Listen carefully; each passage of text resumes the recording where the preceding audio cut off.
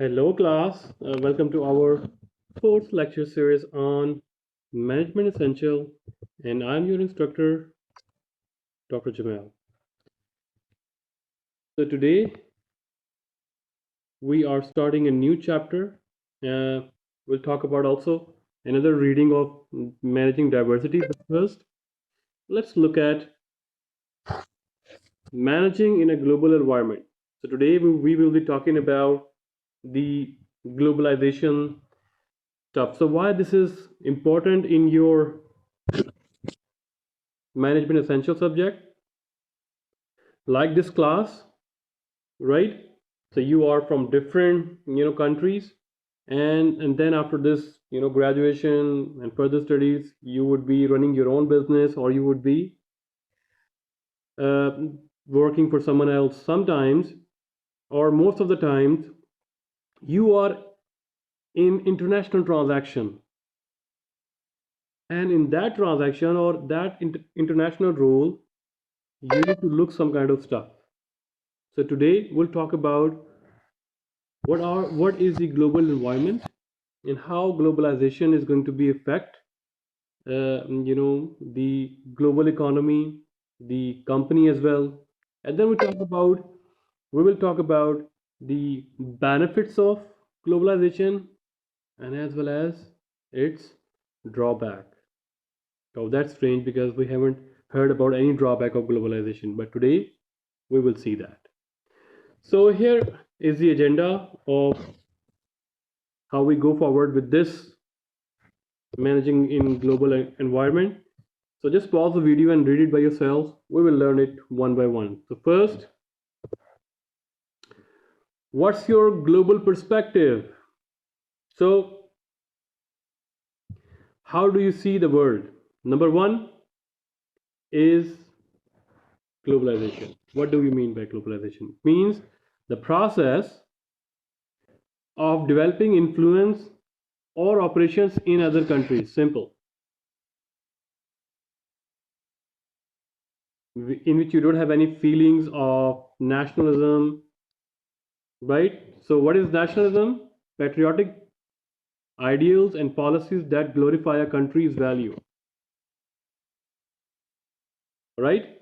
So there's a perspective, global perspective, wherever we find the cheapest labor or material, we go there and produce. But nationalism, okay, we have to do it in Japan, we have to do it in China, that's it. Whether you have to buy raw material from outside country, you import it but produce here. So what is parochialism? Viewing the world solely through your own perspective, leading to an ability to recognize differences between people. So you view this all world with your own perspective. You don't care about the globalization perspective, you don't care about the nationalism perspective, and that's it. So there are three perspectives in which an individual or a manager look at the world and then develops some kind of attitude. So what are those attitudes? First, ethnocentric attitude, which is the belief that the best work approaches and practices are those of home country. We are the best. Ethnocentric group, right? So the polycentric, which means they view that managers in host country know the best approach. So what is the difference between ethnocentric and polycentric?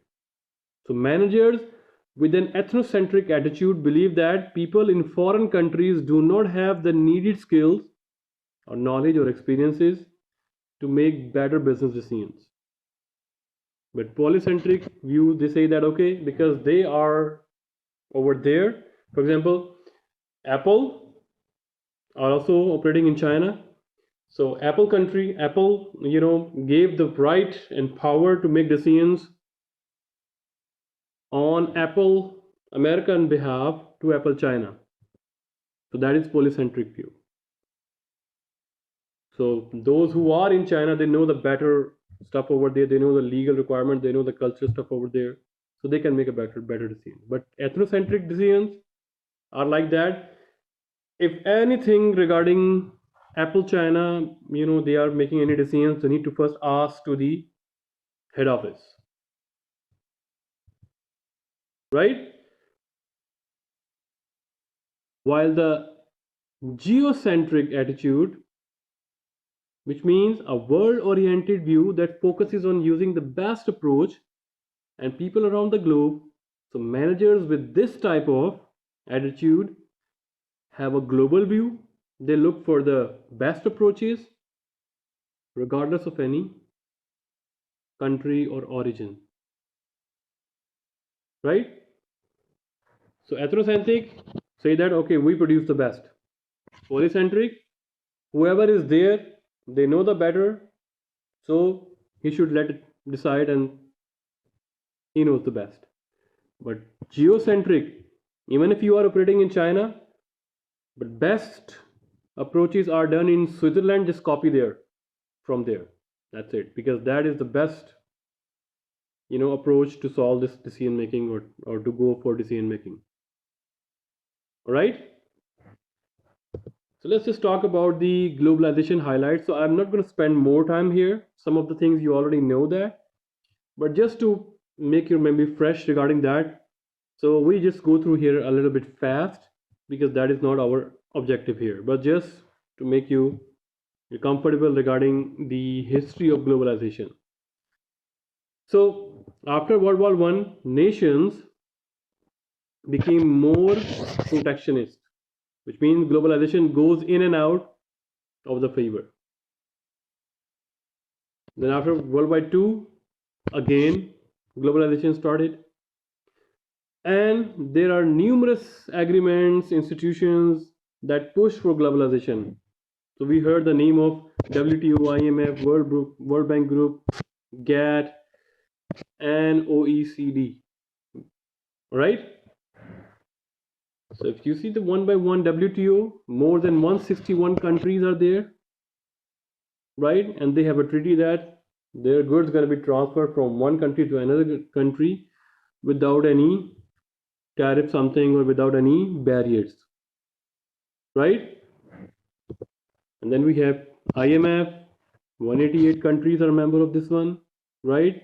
So they make sure that the imports and exports are very smooth. So they manage the current account deficits and this kind of stuff. They give you loans, technical assistance, right?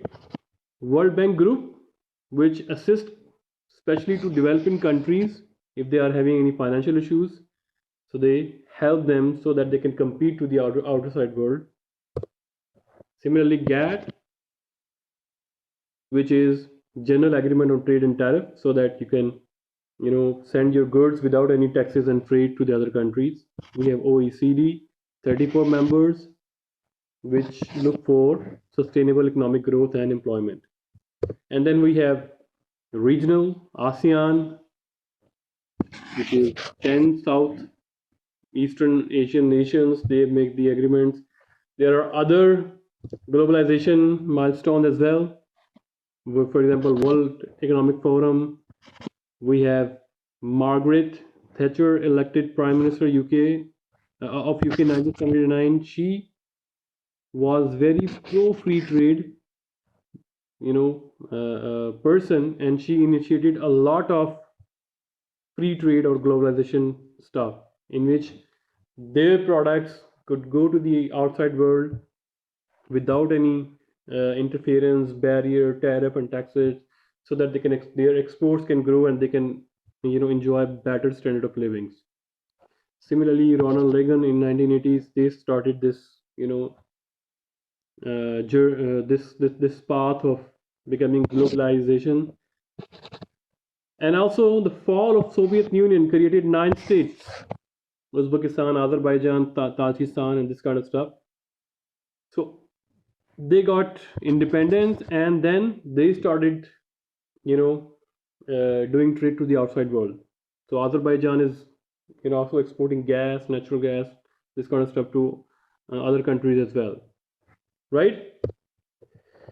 And then we have Regional Trading Alliance (EU), NAFTA, European Union. Look at that, how big the European Union is and how many members are there, right? Finland, Sweden, United Kingdom, and now I think it's gone from Brexit. Spain, Portugal, Bulgaria, Romania, Slovakia, this kind of stuff. Okay, so other major events that are shaping the globalizations. In 2003, we have Shanghai Cooperation Organization. 8 national groups pledged to promote free trade among other goals. So you see, free trade. So whether this is NAFTA, whether this is ASEAN, whether this is OECD, whether this is WTO, whether this is GATT, their focus is to increase the trade without any barrier. So they have, you know, country level organizations, then they have regional level organizations, right? So like in China, so they have a vision called Made in China 2025, which means the government led initiative to make China dominant in high tech manufacturing by 2025.